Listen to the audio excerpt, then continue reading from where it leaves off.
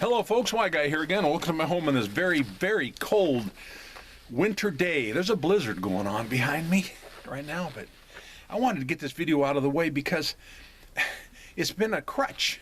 This whole concept that I'm getting ready to share has been such a crutch. And I'll explain it this way. I've been sharing through numerous videos proving that these various titles and names and things given to some kind of otherworldly entity known as the devil type character is bogus. And rather than commenting on my research, excuse me, or the history or language or any of that stuff, people always fall back on this crutch of, yeah, but what about Jesus being tempted in the wilderness? Okay? I'm going to prove to you it wasn't a devil. The name of this video is called The Why Guy Introduces What Tempted Jesus in the Wilderness. See, I've already given possible explanation for words and terms that are mentioned in the Bible describing what people have been taught. Is the devil, Lucifer, Satan as a name rather than a word, so on and so forth, etc. And I'm going to continue to use the proper word, Satan, because that's the key to understanding the remaining, all of the descriptions, actually. But first, let's get back to Adam, since Jesus was called the second Adam. Hey, it's all about Adam, folks. You're going to find out when it comes to Jesus being tempted in the wilderness. People are going, what? Where do you pull that out of? You know, every lie is built upon the one lie from the father of lies that Adam's ego instigated. And that lie was that his will, Adam's will, superseded that of God's will. That's not a stretch, folks. That's why Jesus said in the Garden of Gethsemane, Father, you know, your will, not mine. I really believe it. What I find ironic and insidious and sad, though, is how the free will doctrine is a cornerstone of the Christian faith. The very thing that Adam started is now a cornerstone of the Christian faith. Yet I propose that we were not initially given free will by God as the doctrines of men claim. Ooh, bet you that one shook a few trees, didn't it? But instead, in my opinion, okay, God gave Adam the ability to create one, to create a free will.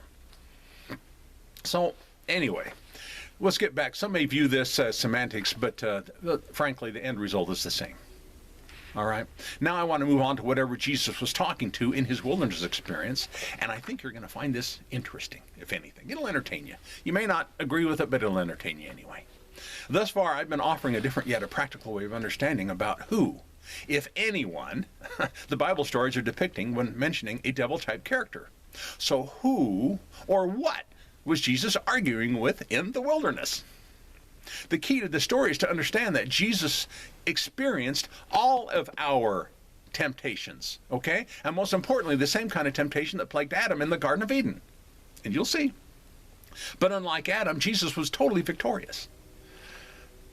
Think about why Jesus was called the second Adam and the Son of Man when listening to what I'm about to say now, all right? What was the temptation that Jesus went through in the wilderness? What was it? It's my belief that it was the exact same temptation that Adam experienced in the garden. And I don't believe Adam was having a conversation with an actual snake any more than I believe Jesus was talking to a supernatural being in the wilderness. And you'll see why. Am I the only one who's ever had an argument with themselves? With their conscience? Okay? Stick that in the back of your thinker for a moment. You know, I have no doubt whatsoever that Jesus was indeed tempted by a Satan as the god of this world. Most definitely. But not some supernatural being referred to as the devil, Lucifer, Beelzebub, etc. No, not at all. I've explained the word Satan over and over again in previous videos. You're going to have to look those up. But for now, let's deal with the devil aspect of what Christians believe tempted Jesus in the wilderness. You know, there are far too many incongruities in Jesus' temptation story that just don't line up with other scriptures. And for an example, in James 1:13 it states, "Let no one say when he is tempted, I am being tempted by God." Yet the very first line in Matthew 4:1 where it talks about this story, it clearly states that Jesus was led by the Spirit into the wilderness to be tempted. You still with me? And then the Latin-based Bibles continue by saying, by the devil. Some will argue that the devil did the tempting and not God. But according to the Latin-based Bibles, yes, that's true. But what does this verse say was a purpose? What was the purpose for the Spirit to lead Jesus into the wilderness? Answer it. It comes right out and says, it was so he could be tempted. So doesn't the Spirit of God have to take some kind of responsibility? You staying with me? Also, the verse in James states that God doesn't tempt anyone, especially with evil. Yet isn't a devil-type character considered evil? The air is very cold out here, causing me to cough, so stay with me. Anyway, these incongruities can't be ignored as semantics. You know, I should say they can be ignored as simple semantics, but there's more I want to offer. Now let's read the Matthew verse once again, but in the Greek. Quote, thereupon Jesus was led up into the wilderness by the breath effect, to be examined, tested, oh, that's a key word, tested, tried, put to the proof, and put through an ordeal under and by the one, oh, that's another one, who thrusts something through folks. Close quote. Something? I believe the word something is the most important word in this whole passage. And I'll explain why in a moment. Notice how the word devil isn't even mentioned in the Greek. And why would it be? It's a Latin word. I quoted it from a Greek Bible. You know, I want to address how my viewer might be thinking, but even if the Greek rendering speaks of the one, so doesn't this depict an individual entity? Folks, it was common practice for ancient writers to personalize just about every offense and attitude using hyperbole. Okay, personalize it. Let's just move on to verse 3 of Matthew chapter 4. The Latin-based rendering mentions how the tempter came, yet in the Greek is called examiner. And once again, the temptation has been personalized, just like I just said, by calling it the tempter or examiner. However, the word examiner better explains what that something was that was mentioned in verse 1. Remember that word something? But first, I need to lay a foundation. I'm going to bring this home shortly, okay? About halfway through. I want to list each and everything that Jesus was being tempted by and then ask, why was it a temptation? Rather than just looking at it and saying, hey, Jesus was being tempted. Why? Why was these things described that Jesus went through? Why was it a temptation in the first place? Oh, that is so important to understand. Anyway, 1, Jesus, it says, you are the Son of God. Speaking of Jesus. 2, you have the ability to turn stones into bread. 3, if you fall from great heights, angels will catch you. 4, you will be kept from stumbling. 5, you've been offered the world and all of its kingdoms. 6, worship the tempter. 7, one of Jesus' responses was, it is written, you shall not put the Lord your God to the test. Anyway, for those who don't believe that Jesus was God's essence in the flesh, then explain to me who was it that was being tempted here, okay? Anyway, that's a whole other issue. At this point, Jesus knew exactly who he was and what his abilities were. And as a second Adam, if he had succumbed to those temptations, he would have simply become just like the first Adam, who was the god of this world. That's who Adam's ego told him he was. However, at this time in history, Jesus came to serve and not to rule, and not to be the god of this world yet. You see? Do you see how I just said? I used the same kind of personalized hyperbole that the ancient writers did when I said Adam's ego told him he was. It's almost like as if the ego had its own personality and it was a separate entity. It's as simple as that, folks. It really is. In the Latin-based Bible, it speaks of how Jesus was being tempted by the devil. Yet in the Greek rendering, it speaks of how Jesus was being tempted by something. Okay? And it's my conjecture that that something was ego. In saying this, I want to offer a why guy paraphrase, and the word is paraphrase, so don't get your panties in a knot. It's just a paraphrase of Matthew 1 through 11. Verse 1, then Jesus was led by the Spirit into the wilderness for the purpose of having a battle with his pride and ego. Pride and ego is not a sin, folks. No, Jesus didn't sin by having a pride and ego. It's what you do with it that makes it a sin. All right? I've had so many people respond, well, Jesus couldn't possibly have any pride. He couldn't have had an ego to deal with because he was perfect. Come on, he was a man. And he was tempted in every way that mankind has been tempted in.